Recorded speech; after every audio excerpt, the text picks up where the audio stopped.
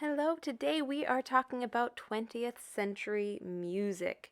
This was from the year 1900 until 1999, and so much happened in the world of music at this time, but for the sake of a shorter video, we are just focusing on classical music, classical with a little c, that happened in this era. Creating music and art in this era was oftentimes just about bending, reinventing, and completely disregarding rules that had been set in the past and creating this incredibly diverse range of styles.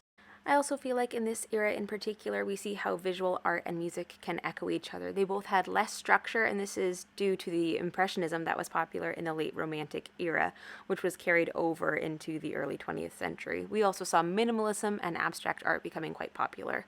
During this century, the world underwent pretty vast and rapid change. We saw World War I in 1914 and World War II in 1939, the Spanish influenza outbreak of 1919, and the Cold War, which lasted for much of the century. And last but not least, there were incredible technological advances made in the century.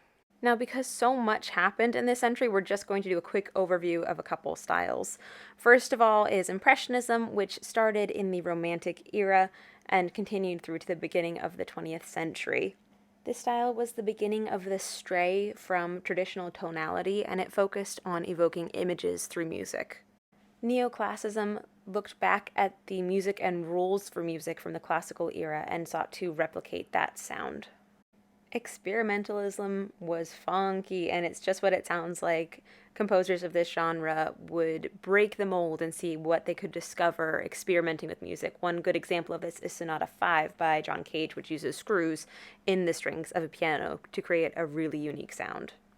The name ragtime comes from the ragged or kind of broken feeling rhythm patterns that emerged in this era, known as syncopation, and the ragtime music gave birth to jazz, which utilized that same syncopation and was very danceable.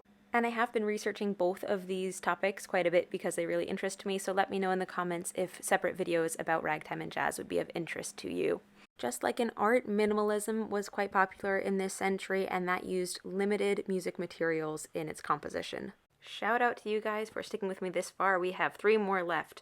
First is atonal music, and atonal music means not focused on a tonal center. I find it harder to predict and kind of a strange sound to listen to.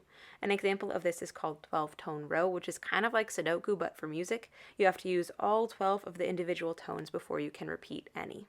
Electroacoustic music came to popularity at this time too because of all of the electronic developments that we had. You can see electronic, and composers would use computers and technology to manipulate the timbres and the sounds using reverb, all that sort of stuff to create their music. And finally, we saw a bit of nationalistic music carrying through from the Romantic era, particularly in the US and Great Britain.